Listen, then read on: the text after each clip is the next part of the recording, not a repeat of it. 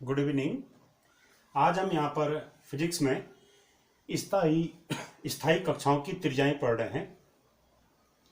हमने बोहर का जो परमाणु मॉडल पढ़ा था उसमें हमने पहली बात ये पढ़ी थी कि बोहर ने अपने परमाणु मॉडल में ये कहा था कि परमाणु के केंद्र में एक ठोस धनावेशित संरचना होती है जिसको हम नाभिक कहते हैं। नाभिक पर धनावेश होता है और परमाणु का लगभग संपूर्ण द्रव्यमान नाभिक में ही केंद्रित होता है और नाभिक के चारों ओर वृत्ताकार कक्षाओं में अलग अलग वृत्ताकार कक्षाओं में इलेक्ट्रॉन चक्कर लगाते हैं और वृत्ताकार कक्षाओं में इलेक्ट्रॉन को चक्कर लगाने के लिए आवश्यक अभिकेंद्र बल इलेक्ट्रॉन और नाभिक के बीच के वैद्युत आकर्षण बल से प्राप्त होता है। जैसे माना ये नाभिक है और इसके चारों ओर ये मैंने कोई इलेक्ट्रॉन दिखा दिया यहाँ पे और इस इलेक्ट्रॉन की जो वृत्ताकार कक्षा इसकी त्रिज्या है r, इलेक्ट्रॉन का यहाँ पर वेग है v, इस इलेक्ट्रॉन का द्रव्यमान है m, यानी m द्रव्यमान का इलेक्ट्रॉन इस r त्रिज्या के वृत्ताकार पथ में गति कर रहा है। ये नाभिक है।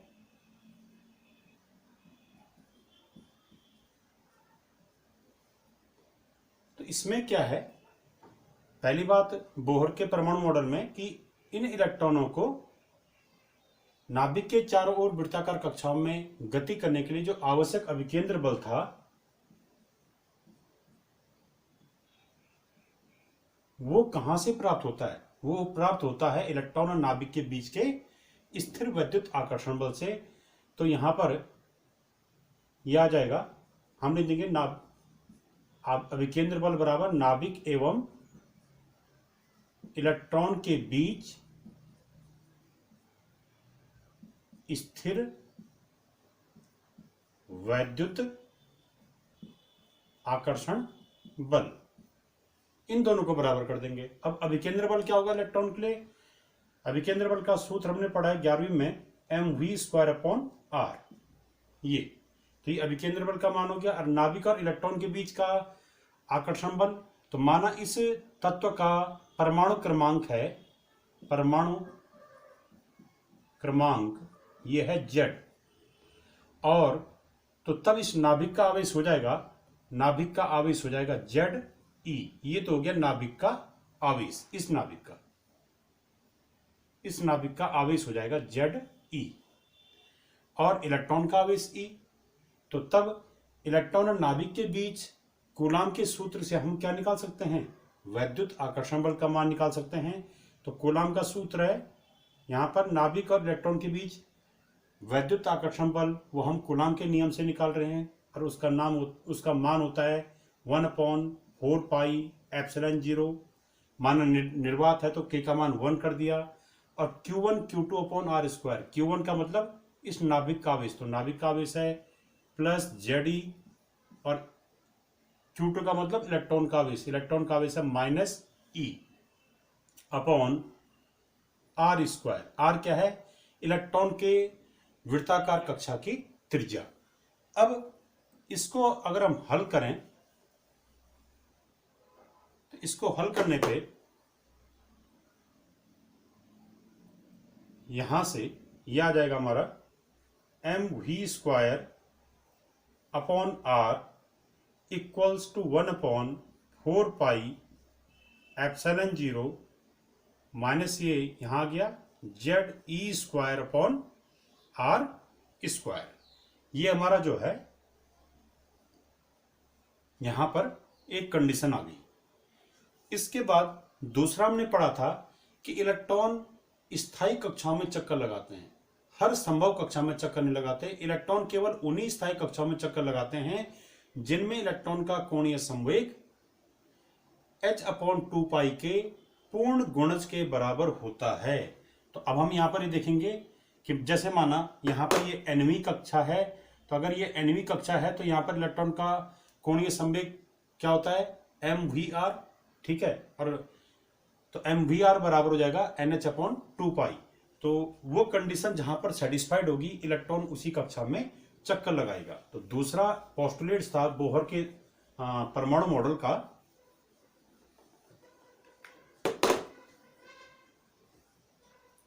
कि इलेक्ट्रॉन केवल उन्हीं कक्षाओं में चक्कर लगाते हैं जिन कक्षाओं में इलेक्ट्रॉन का कोणीय संवेग किसके बराबर होता है, h/2 के 1 गुने 2 गुने 3 गुने 4 गुने।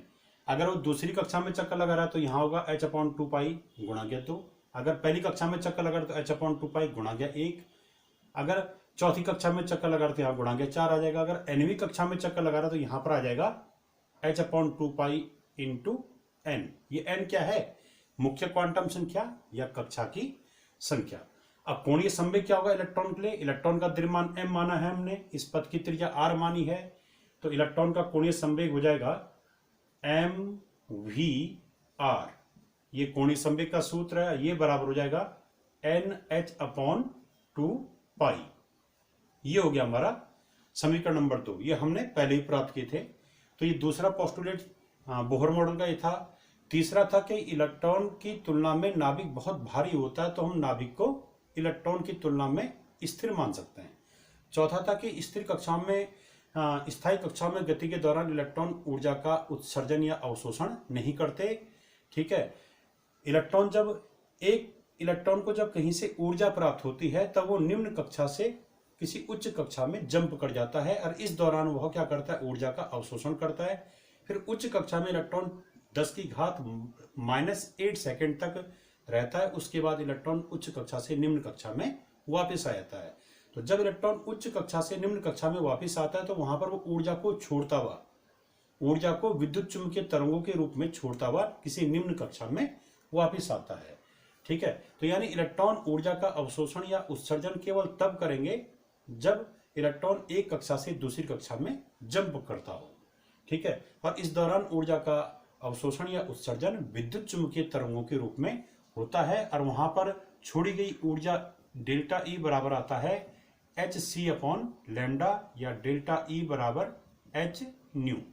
वहां पर ऊर्जा जो है विद्युत चुंबकीय तरंगों के रूप में या ये कह सकते हैं फोटोनों के रूप में छोड़ी जाती है। वहां पर न्यू क्या है, ये फोटोन की आवृत्ति और लैम्डा क्या है, उस फोटोन की तरंग दैर्घ्य। h क्या है, प्लांक नियतांक। तो ये हमने पढ़ा था उस समय।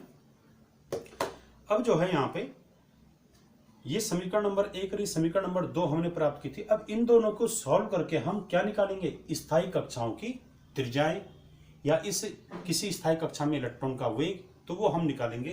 तो अब देखते हैं हम यहाँ पे इनको आगे हम सॉल्व कैसे करेंगे और त्रिज्या कैसे निकालेंगे।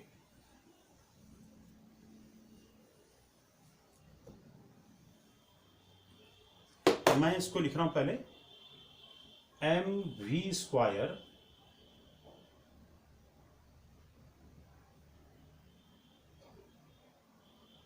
mv² अपॉन r ये वाला equals to -1/4πε0 ZE² upon r²। ये समीकरण नंबर हमारी 1 थी और ये समीकरण नंबर 2 है।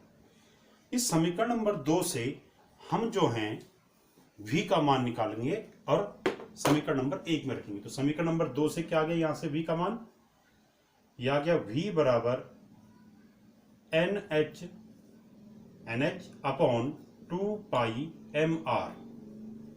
अब इस मान को, ये वेग है, ये v क्या है कि v है, ये माना इलेक्ट्रॉन की कक्षा थी, ये नाभिक था, तो इस इलेक्ट्रॉन के कक्षा की त्रिज्या ये r है, v क्या है, इस इलेक्ट्रॉन का वेग। ठीक है, ये नाभिक था। अब जो है इस वेग v का मान हम यहां समीकरण नंबर 1 में रख देंगे। v का मान कहां रखें, समीकरण 1 में रखने पर, समीकरण 1 में रख दीजिए। तो यहां पर v के स्थान पे तो ये आ जाएगा हमारा m अपॉन r। अब v के स्थान पे ये मान रख दीजिए NH अपॉन 2πmr और v का स्क्वायर तो इसका भी स्क्वायर कीजिए, इक्वल्स टू, ये यहां रख रहे हैं मान इस वाले में, इक्वल्स टू -1/4πε0 और ZE² अपॉन r²। यहाँ पर हम ऋण चिन्ह को छोड़ सकते हैं, क्योंकि ऋण चिन्ह सिर्फ ये शो कर रहा है कि इलेक्ट्रॉन और नाभिक के बीच वैद्युत आकर्षण बल कार्य करता है। तो आकर्षण बल के लिए यहाँ पर ऋणात्मक आ चुका है। अब जो है इसको सॉल्व करें हम, तो ये आ गया हमारा m/r n square h square upon 4 square m square r square equals to 1/4 epsilon 0 ZE square upon r square. तो यहां से जो है हम इस मान को अगर हम इसमें रख दें, इस वाले में, तो यह आ जाएगा हमारा, m से एक m कैंसिल कर दीजिए, 4 स्क्वायर आ गया, तो 4 से ये कैंसिल हो जाएगा। सीधा हम यहां से r स्क्वायर से r स्क्वायर कैंसिल हो गया, ठीक है। 4 से 4 कैंसिल हो गया, पाई से एक पाई कैंसिल हो, तो हमारा r आ जाएगा डायरेक्ट।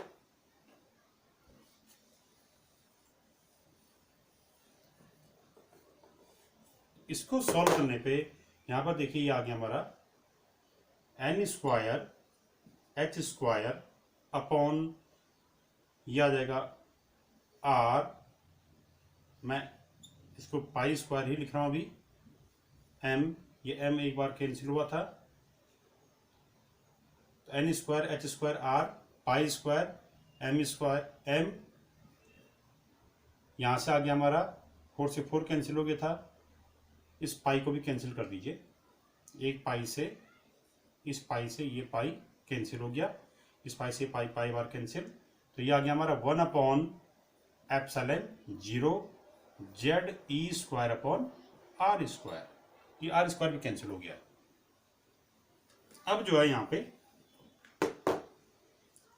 हम r का मान निकालेंगे, तो r को इधर ले आए, बाकी इधर आ गया, तो r बराबर आ गया हमारा, r बराबर epsilon 0 n square h square, ये epsilon 0 n square h square upon pi m z e square. तो यहां से जो है ये हमारा आ गया r बराबर epsilon 0 n square h square upon pi m z e square, pi m z e square, ये हमारा डेरिवेशन आ गई। इसको अगर हम थोड़ा रीअरेंज करके लिखें, तो देखिए इसमें एप्सिलॉन 0 कांस्टेंट है, h प्लांक नियतांक कांस्टेंट है, पाई कांस्टेंट है, m इलेक्ट्रॉन का द्रव्यमान, ये इलेक्ट्रॉन के लिए कांस्टेंट है, z परमाणु क्रमांक, तो किसी तत्व के लिए परमाणु क्रमांक क्या होगा, एक तत्व के लिए कांस्टेंट होगा, e इलेक्ट्रॉन का आवेश, ये भी कांस्टेंट है। तो ये r किस पे डिपेंड कर रहा है, n माने कक्षाओं की त्रिज्या, तो यहां से हम r बराबर लिख सकते हैं त्रिज्या, ये r क्या है, इलेक्ट्रॉन के पथ की त्रिज्या, वृत्ताकार पथ की त्रिज्या, तो r बराबर आ गया हमारा epsilon 0 h square upon pi m z e square into n square. इसको हम क्या कह सकते हैं, ये जो है इलेक्ट्रॉन के पथ की त्रिज्या है।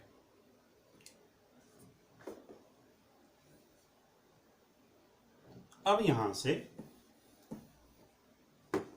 सूत्र बड़े हैं, तो इनको डेरिवेशन करके निकालना आसान है, याद करने में थोड़ा कठिनाई पड़ेगी, पर डेरिवेशन करके निकालने का मेथड याद रहना चाहिए। अब यहां पे देखिए इसमें ये क्या है, कक्षा की संख्या, तो अगर हम ये माने, और ये क्या है, कक्षा की त्रिज्या, तो अगर हम ये माने कि nवीं कक्षा की त्रिज्या क्या है, Rn है, तो यदि nवीं कक्षा की त्रिज्या Rn हो, तब हम इसको लिख सकते हैं, तब R को Rn लिखने पर, R को अगर हम Rn लिख दें, तो ये सूत्र क्या बन जाएगा, ये बन जाएगा, माने R को हम Rn लिख दो बस, तो Rn का मतलब nवीं कक्षा की त्रिज्या। अब देखिए इसमें यदि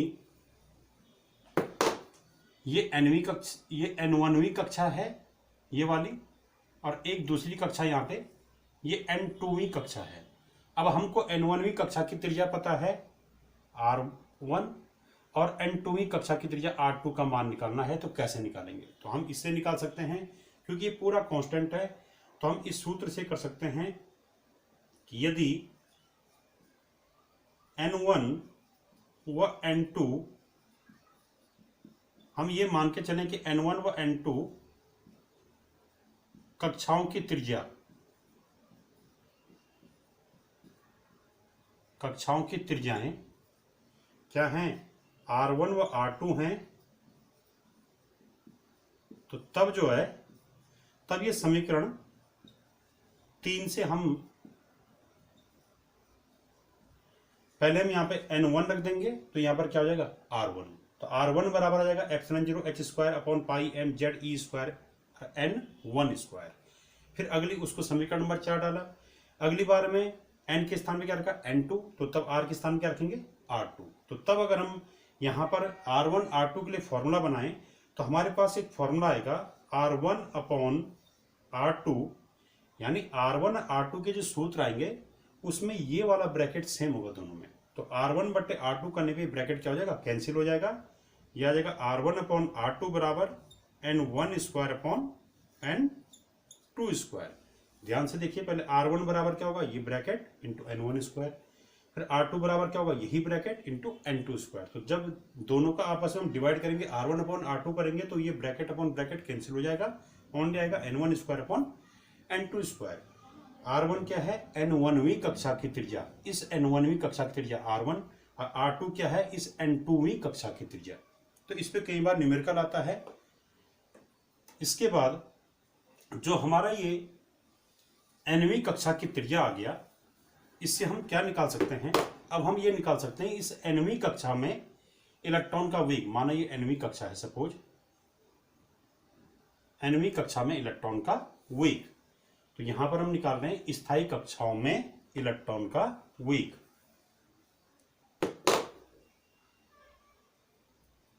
स्थायी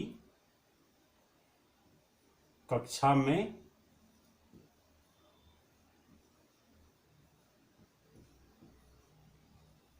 इलेक्ट्रॉन का वेग,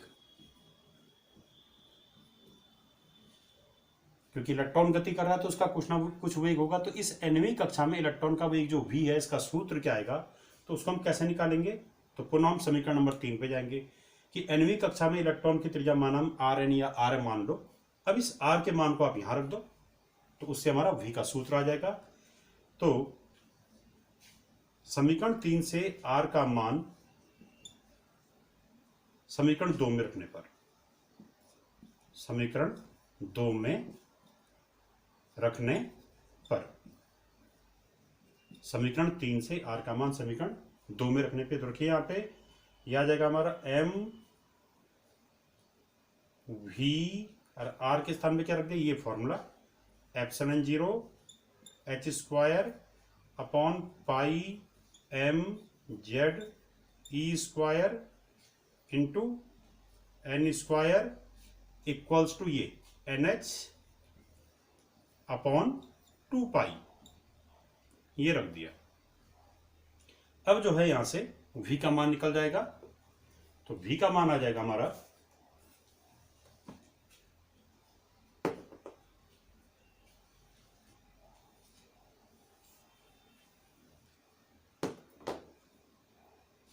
v बराबर, ये सारे यहां आ जाएंगे, m से m कैंसिल हो गया, तो v बराबर आ जाएगा हमारा NH इंटू ये वाला पोर्शन, यानी पाई Z E square H N upon 2 पाई ε0 h स्क्वायर n स्क्वायर। अब देखिए इसमें पाई से पाई कैंसिल, h से एक h कैंसिल हो जाएगा, n से एक n कैंसिल हो जाएगा, तो यहां पर हमारा वेग v बराबर आ जाएगा, यहां पर अगर हम सॉल्व करें इसको तो वेग v इक्वल्स टू आ गया हमारा z square upon 2 epsilon zero H N, 2 z square upon 2 epsilon zero H N. ये हमारा जो है किसी स्थायी कक्षा में इलेक्ट्रॉन के वेग का सूत्र आ गया। अब यहाँ पर ये n क्या है, कक्षा की संख्या, और nवीं कक्षा में ये क्या है, इलेक्ट्रॉन का वेग। तो हम यहाँ पर देख रहे हैं कि z क्या है, किसी तत्व के परमाणु के लिए z क्या होगा, परमाणु क्रमांक, ये नियत होगा। जैसे हाइड्रोजन का परमाणु क्रमांक हमेशा z बराबर 1 रखा जाएगा। हीलियम अगर है तो हीलियम का परमाणु क्रमांक z बराबर 2 रखा जाएगा। लिथियम के लिए z बराबर 3 ही रखा जाएगा। तो ये कांस्टेंट होता है किसी तत्व के लिए। इलेक्ट्रॉन का आवेश E ये भी कांस्टेंट है, एप्सिलॉन जीरो ये भी कांस्टेंट है, H प्लांक नियतांक ये भी कांस्टेंट है, n इलेक्ट्रॉन की कक्षा की संख्या। तो ये चेंज हो सकता है, ये कांस्टेंट नहीं है। तो यहाँ पर v का मान क्या है, इस n के व्युत्क्रमानुपाती है। तो इससे जो है हम यहाँ पर ये निकाल सकते हैं कि अगर हम ये मान लें कि n1वीं कक्षा में इलेक्ट्रॉन का वेग v1 मान लें, दो कक्षाएं, एक कक्षा n1वीं कक्षा है उसमें इलेक्ट्रॉन का वेग v1 है, और n2वीं कक्षा में इलेक्ट्रॉन का वेग वो हम क्या मान लें, v2 मान लें। तो तब इस सूत्र में n के स्थान पे n1 रखें, v के स्थान पे क्या रख दें, v1। तो तब क्या आएगा, v1 बराबर ये पूरा कांस्टेंट और इंटू n1। फिर n के स्थान पे n2 रखिए और v के स्थान पे v2 रखते, v2 बराबर फिर ये पूरा कांस्टेंट इंटू n2। तो v1 अपॉन v2 करने पे आ जाएगा ये v1 अपॉन v2, ये बराबर हो जाएगा n2 अपॉन n1, क्योंकि v जो है n के व्युत्क्रमानुपाती है। तो यहाँ पर सूत्र में भी क्या आएगा, अगर v1 अंश में तो यहाँ हर में कौन होगा, n1, v2 हर में तो यहाँ अंश में कौन होगा, n2, दोनों एक दूसरे के अपोजिट प्लेस में होंगे। इस पर भी क्या आता है, न्यूमेरिकल आता है कई बार।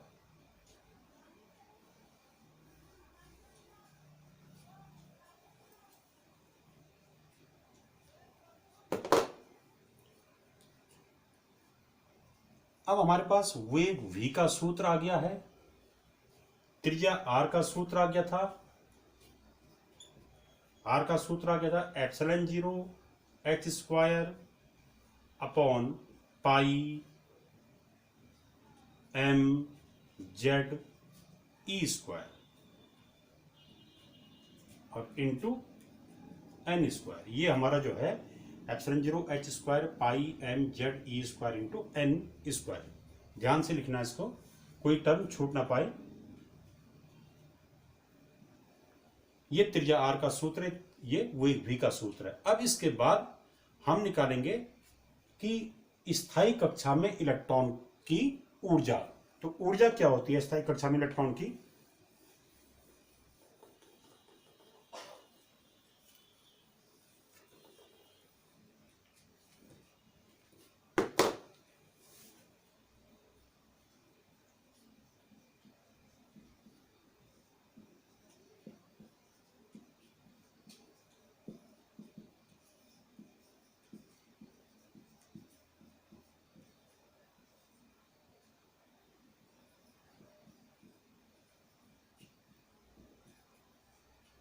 स्थायी कक्षा में इलेक्ट्रॉन की ऊर्जा।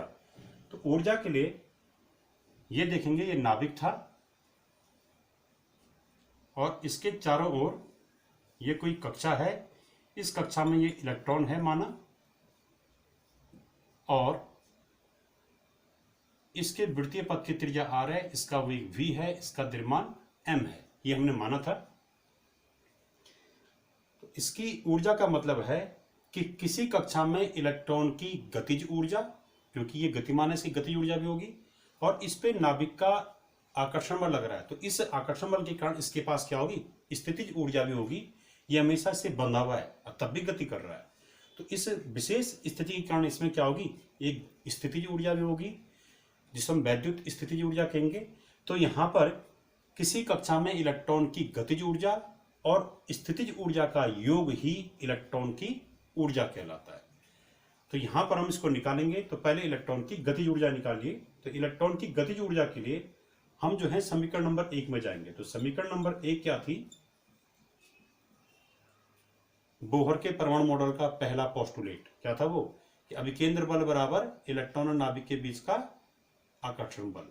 तो उसी से हम लेंगे। तो समीकरण 1 से, समीकरण 1 था हमारा mv² इक्वल्स टू आया था हमारा 1/4πε0 ZE²/r²।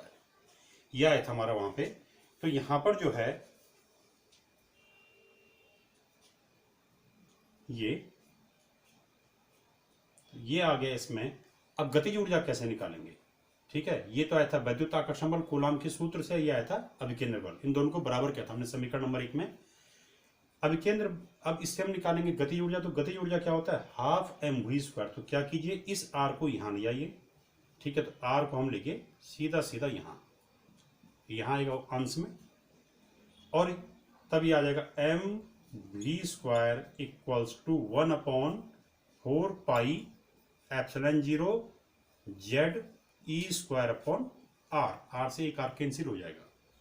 अब इसके बाद हम क्या करेंगे, दोनों तरफ 1/2 से मल्टीप्लाई कीजिए।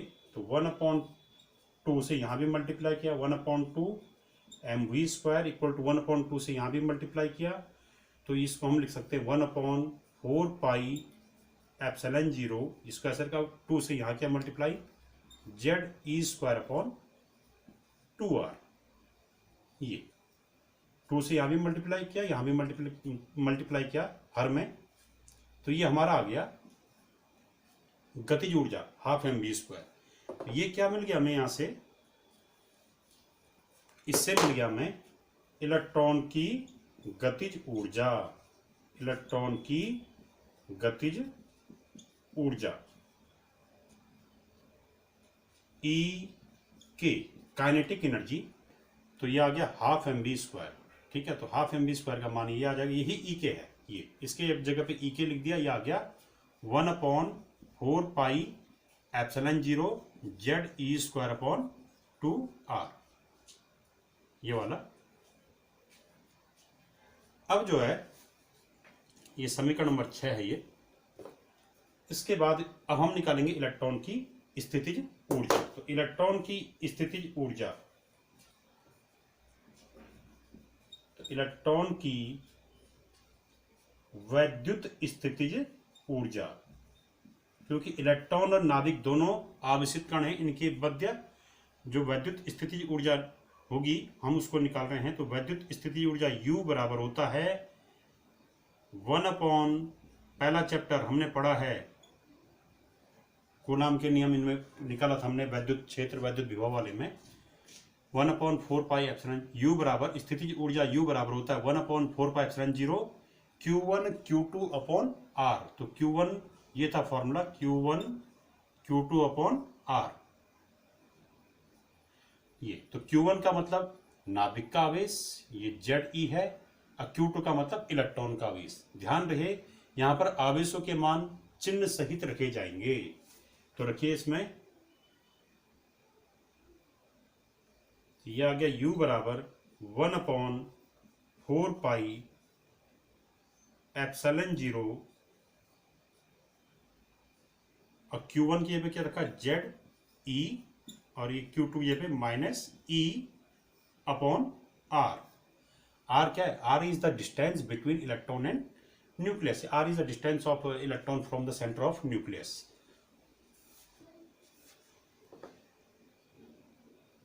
अब यहां पर हम इसको सॉल्व करें तो ये आ जाएगा हमारा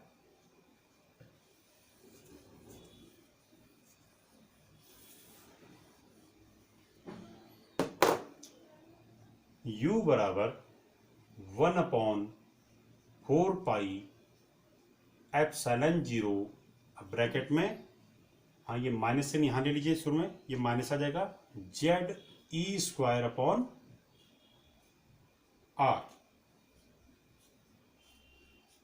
इक्वेशन नंबर 7 डाल दीजिए। ये हमारी पोटेंशियल एनर्जी स्थितिज ऊर्जा आ गया। अब निकालिए इलेक्ट्रॉन की कुल ऊर्जा। तो इलेक्ट्रॉन की कुल ऊर्जा, इलेक्ट्रॉन की कुल ऊर्जा ये आ जाएगा हमारा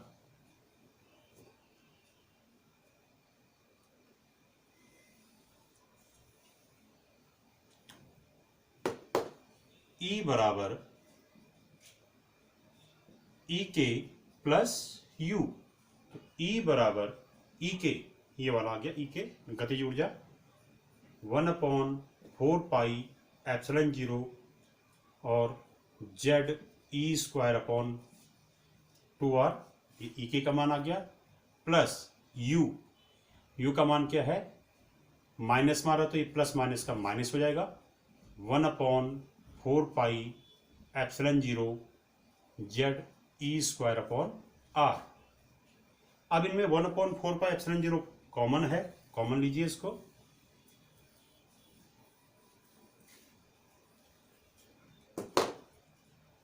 E इक्वल्स टू 1/4πε0, ये कॉमन ले लिया, और ये भी Z E square upon R भी कॉमन आ गया। तो ये आ गया हमारा 1/2 माइनस 1।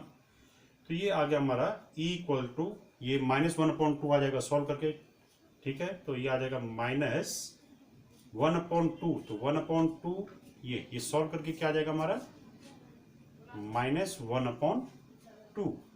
तो सॉल्व कीजिए इसको, तो ये आ जाएगा -1/8πε0 Z E square upon R. ये हम आ गया इलेक्ट्रॉन की ऊर्जा, इलेक्ट्रॉन की कुल ऊर्जा। अब इसमें जो आर आया है ये आर के रूप में आ रखी ऊर्जा। अब आर का मान जो है, हम जो पहले हमने निकाला था इलेक्ट्रॉन के वृत्तीय पथ की त्रिज्या, वहां से आर का मान रख देंगे और ये हमारा फाइनल फॉर्मूला निकल जाएगा। तो आर का मान इसमें रखने पे, तो यहां पर हम लिख देंगे कि जो ये समीकरण 8 है, समीकरण 8 में आर बराबर, अब आर का मान क्या था, ε0 H square N square upon pi M Z E square, ठीक है। ε0 H square N square upon pi M Z E square. तो ये मान जो है हम कहाँ रख देंगे, ये हम आर के स्थान पे रख दें यहाँ पे। तो हमारा आ जाएगा यहाँ पे इलेक्ट्रॉन की ऊर्जा। तो इलेक्ट्रॉन की ऊर्जा E बराबर -1/8 πε0 Z E square upon R. R के स्थान पे ये मान रखिए, ε0 एच स्क्वायर एन स्क्वायर, ये वाला मान, तो ये वाला पोर्शन यहाँ अंश में आ जाएगा, upon pi M Z E square, पाई एम जेड ई स्क्वायर, ये वाला पाई एम जेड ई स्क्वायर।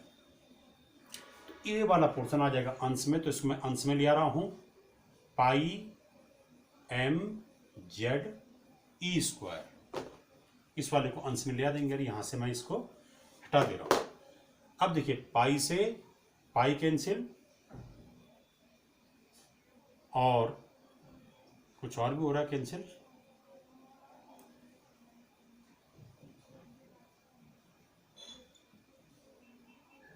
ε0 ये आ गया हमारा लास्ट में, Z M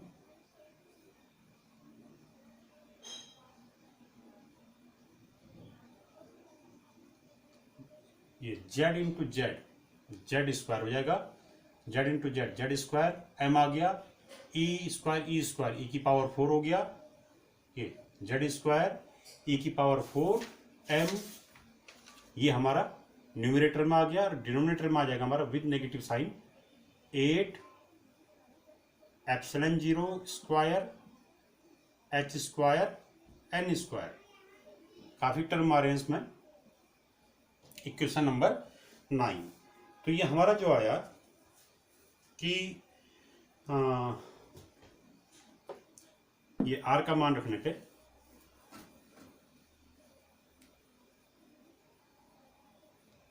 Z square M E की power 4 upon 8 epsilon 0 square H square N square, ये हमारा पूरा आ गया इसमें।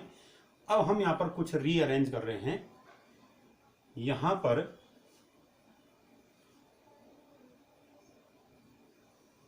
इसको इस ढंग से लिखिए, ये माइनस साइन ये लिखा, कुछ यहां ब्रैकेट बनाइए एक, और ये जेड स्क्वायर अलग कर दीजिए, ये जेड स्क्वायर अलग किया, एच सी अपॉन यहां पर लिखिए इसको एन स्क्वायर, ये Z square H C upon N square. इसको रीअरेंज कर रहा हूं मैं।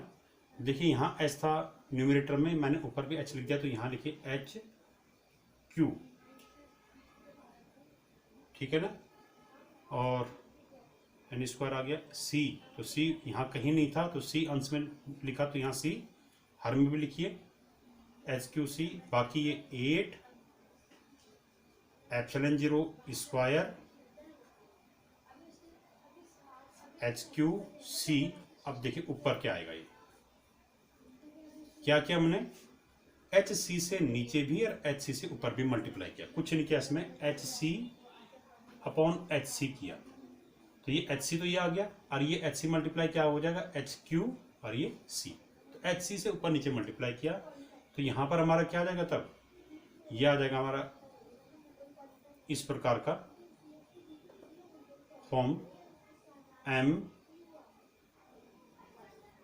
ई की पावर 4 ये आ गया।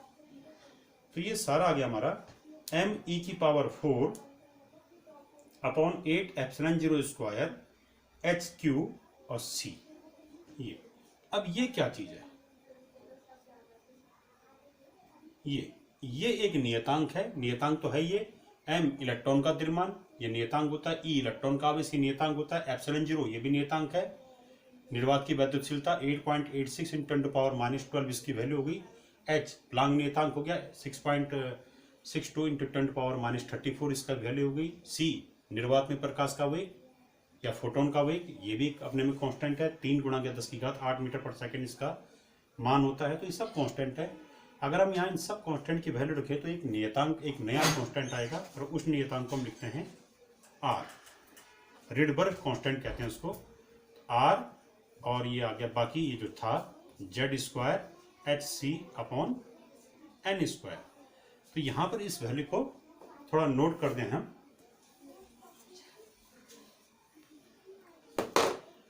ये आर हमने किसको लिखा, आर हमने लिखा, ये जो आर है इसे कहते हैं रिडबर्ग नियतांक, रिडबर्ग वैज्ञानिक के नाम पे है, रिडबर्ग नियतांक आर। ये हमने किसके स्थान पे लिखा, किसके जगह पे लिखा, एम ई की power 4 upon 8 epsilon 0 square H cube और सी, इसके स्थान पे, और इसकी वैल्यू आती है, अगर हम यहाँ पर सबकी वैल्यू रखें तो इसकी वैल्यू आती है 1.097 × 10⁻7 प्रति मीटर पर मीटर, ये इसकी वैल्यू आती है। तो ये यहां पर हमने रखा। तो अब इलेक्ट्रॉन की कुल ऊर्जा निकल गई हमारी, इलेक्ट्रॉन की कुल ऊर्जा, तो ये आ गया हमारा E equals to minus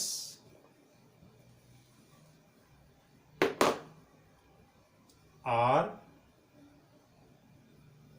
Z square H C upon N square. तो ये हमारी ये वैल्यू आ गई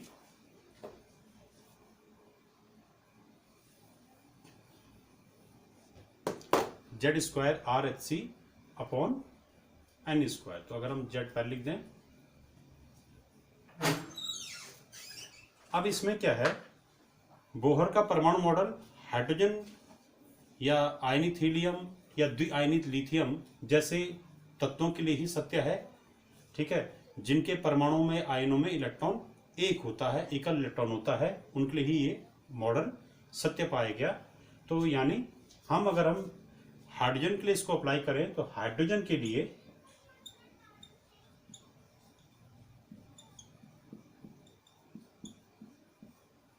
जेड की वैल्यू क्या हो जाएगी 1, तो तब ये E इक्वल टू आ जाएगा -1 स्क्वायर 1 हो जाएगा RH अपॉन एन स्क्वायर।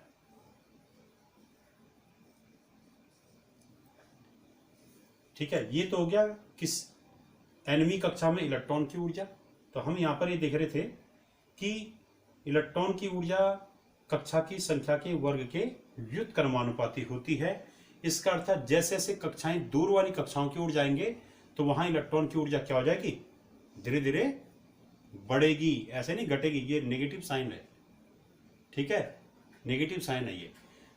तो जैसे जैसे नाभिक से दूर की कक्षाओं की ओर जाते हैं तो दूर की कक्षाओं में इलेक्ट्रॉन की ऊर्जा क्या होती है, लगातार बढ़ती आती है। सबसे कम ऊर्जा होती है इलेक्ट्रॉन की सबसे नजदीक वाली कक्षा में। तो यहाँ पर n बराबर 1 के लिए सबसे कम ऊर्जा आएगी इलेक्ट्रॉन की, और n का मान जैसे जैसे बढ़ाते जाएंगे तो इलेक्ट्रॉन की ऊर्जा बढ़ती जाएगी। इलेक्ट्रॉन की ऊर्जा बढ़ती जाएगी मतलब दूर वाली कक्षाओं में इलेक्ट्रॉन पर जो नाभिक का आकर्षण बल होगा वो बहुत कम हो जाएगा, और इलेक्ट्रॉन के पास दूर की कक्षाओं के कारण इलेक्ट्रॉन के पास इतनी ऊर्जा होगी कि वो आसानी से क्या कर सकता है, वहां से पलायन भी कर सकता है, अगर उसको कैसे थोड़ा बहुत एनर्जी मिल जाए। तो दूर वाली कक्षाओं में नाभिक का आकर्षण बल बहुत कम होता है, इसलिए दूर वाली कक्षाओं पर में स्थित इलेक्ट्रॉनों की ऊर्जा क्या होती है, अधिक होती है। इसलिए n का मान जैसे से बढ़ेगा, यानी दूर वाली कक्षाएं आएंगी तो इलेक्ट्रॉन की ऊर्जा बढ़ जाएगी। अब यहां पर यदि हम ये कर दें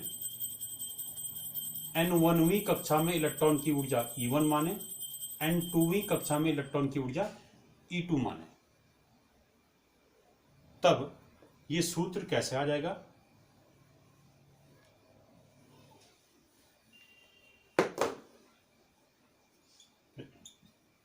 n1 यहां पर n1 रखिए, यहां E1 रखिए, तो ये -z square RH upon n1 square.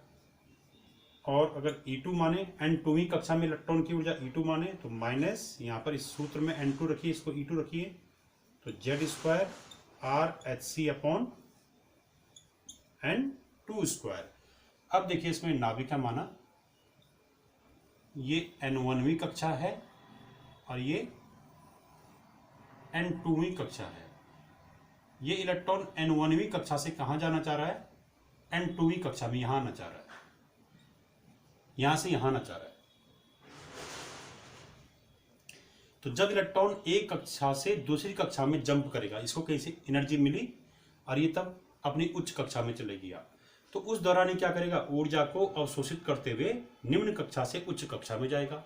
उच्च कक्षा में यहाँ पर ये 10⁸ सेकंड तक रहेगा, उसके बाद ये फिर अपनी किसी नीचे की कक्षा में आ जाएगा। और जब उच्च कक्षा से निम्न कक्षा में आएगा तो वहां क्या करेगा, वहां ये ऊर्जा को उत्सर्जित करते हुए आएगा। तो चाहे ऊर्जा अवशोषित करके उच्च कक्षा में जाए, चाहे ऊर्जा उत्सर्जित करते हुए निम्न कक्षा में आए, दोनों दौरान ये क्या करेगा, ये ऊर्जा को विद्युत चुंबकीय तरंगों के रूप में छोड़ेगा, फोटोनों के रूप में छोड़ेगा। और उस दौरान माना अगर किसी फोटोन की आवृत्ति न्यू है तो एक कक्षा से दूसरी कक्षा में जाने के दौरान छोड़ी गई जो ऊर्जा होगी वो होगी E2 - E1। माना इस कक्षा में एनर्जी कितनी है इलेक्ट्रॉन की, E2। इस कक्षा में इलेक्ट्रॉन की एनर्जी कितनी है, पहली वाली कक्षा में, E1। तो एक कक्षा से दूसरी कक्षा में जाने पे छोड़ी गई ऊर्जा वो होती है E2 - E1। बाद वाली कक्षा की ऊर्जा माइनस नीचे वाली कक्षा की ऊर्जा बराबर हो जाएगा, यह आता है hc अपॉन लैम्डा, या h न्यू रख सकते हैं इसको। तो ये क्या है, ये ऊर्जा की वह मात्रा है जो कि इलेक्ट्रॉन एक कक्षा से दूसरी कक्षा में जंप करने के दौरान छोड़ता है या अवशोषित करता है। अब जो है यहाँ पे इसका मैं मान निकाल रहा हूं। तो क्या निकाल रहे हैं हम, अवशोषित या उत्सर्जित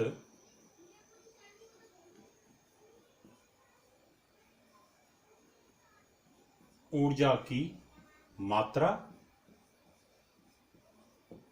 एवं तरंग दैर्घ्य भी निकाल देंगे इसको। तरंग दैर्घ्य जो ऊर्जा छोड़ी जाएगी वो तरंग के रूप में छोड़ी जाएगी, तो उस तरंग की तरंग दैर्घ्य कितनी होगी। तो यहां पर इस सूत्र से करेंगे हम E2 माइनस E1। तो E2 माइनस E1 में मान रखिए, E2 minus E1 equals to ये, इस समीकरण का उपयोग करेंगे। तो E2 माइनस E1 यहां से निकाल दीजिए, E2 के स्थान पर रखिए। E2 माइनस E1 बराबर क्या है हमारा, HC अपॉन लैम्डा। अब E2 minus E1, E2 minus E1, तो E2 का मान रखिए minus Z square RH upon N2 square minus E1 का मान क्या है, minus Z square RH upon N1 square equal to ये HC अपॉन लैम्डा। C निर्वात में प्रकाश का वेग है। अब जो है इसको सॉल्व करने पे तो ये माइनस माइनस का प्लस हो गया, तो यहाँ कॉमन ले लीजिए, क्या जेड स्क्वायर RH कॉमन है, तो ये हमारा आगे फॉर्मूला ये आ जाएगा 1 upon N1 square minus 1 upon N2 square equal to हो गया HC अपॉन लैम्डा। तो यहाँ से हमारा जो है ये आ गया लैम्डा का सूत्र, और ये एनर्जी का सूत्र है। ऊर्जा की मात्रा हम इस सूत्र से निकाल देंगे, E2 माइनस E1 बराबर HC अपॉन लैम्डा। इससे अब जो है यहाँ पे यदि हम इसको हाइड्रोजन के लिए इसको अप्लाई करें, तो हाइड्रोजन के लिए हम इसको अप्लाई करें तो यहाँ पर Z इक्वल टू हम रख देंगे 1। ये मान इस समीकरण में रखने पे, इसको 11वां क्वेश्चन दीजिए, समीकरण 11 में रखने पर, तो रखिए इसको 11वीं में, तो यह आ जाएगा हमारा RH into 1 upon N1 square minus 1 upon N2 square equal to HC upon lambda. HC से HC भी कैंसिल हो रहा है, तो हमारी फाइनल इक्वेशन आ गई कि R into 1 upon N1 square minus 1 upon N2 square equal to 1 upon lambda. यानी इस सूत्र से हम लैम्डा का मान निकाल सकते हैं। तो मैं लैम्डा वाला पोर्शन पहले लिख रहा हूं, 1 अपॉन लैम्डा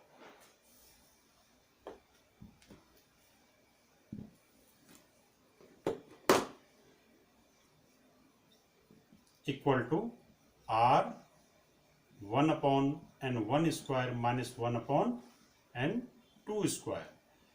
तो ये हमारा क्या आ गया, यदि कि जब इलेक्ट्रॉन एक कक्षा से दूसरी कक्षा में N1वीं कक्षा से N2वीं कक्षा में जंप करे या N2वीं कक्षा से N1वीं कक्षा में जंप करे, तो उस दौरान अवशोषित या उत्सर्जित ऊर्जा तरंगों के रूप में, विद्युत चुम्बकीय तरंगों के रूप में उत्पन्न होती है। और उस तरंग की तरंग दैर्घ्य जो है इस सूत्र से निकाल सकते हैं हम। जो ये 1 अपॉन लैम्डा है, इसको हम कहते हैं तरंग संख्या, इसको हम न्यू बार से भी प्रकट करते हैं, न्यू बार। तो यहाँ न्यू बार क्या है, इसको कहते हैं हम, न्यू बार का मतलब है 1 अपॉन लैम्डा, और इसका मतलब क्या है, तरंग संख्या, तरंग संख्या, वेव नंबर। तो ये जो है आज हमारा इसमें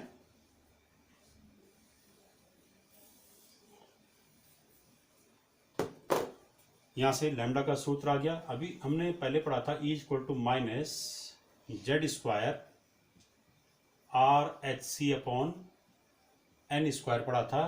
तो हाइड्रोजन के लिए जेड का मान क्या हो गया था, हाइड्रोजन के लिए जेड इक्वल टू 1 रखा था इसमें, तो ये हो गया E बराबर -RHc/n²।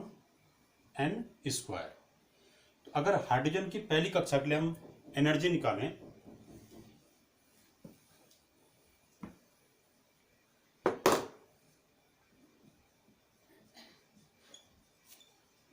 हाइड्रोजन की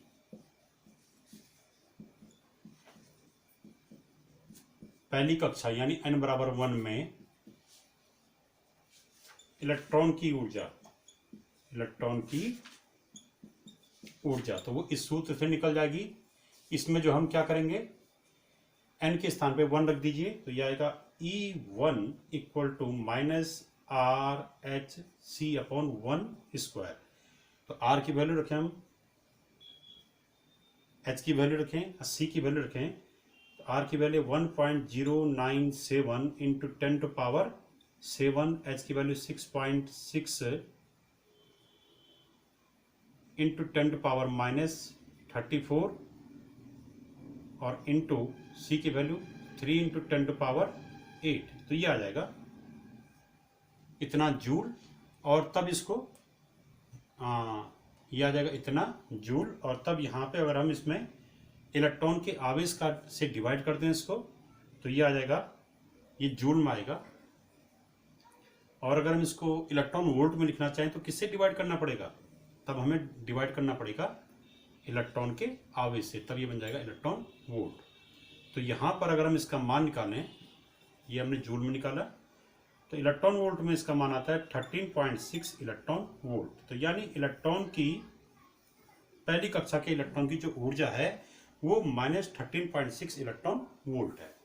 इसी प्रकार से हम पहली कक्षा की त्रिज्या निकाल सकते हैं, पहली कक्षा में इलेक्ट्रॉन का वेग निकाल सकते हैं। इसके बाद जो हम अगले वीडियो में हाइड्रोजन का स्पेक्ट्रम पढ़ेंगे। Thank you.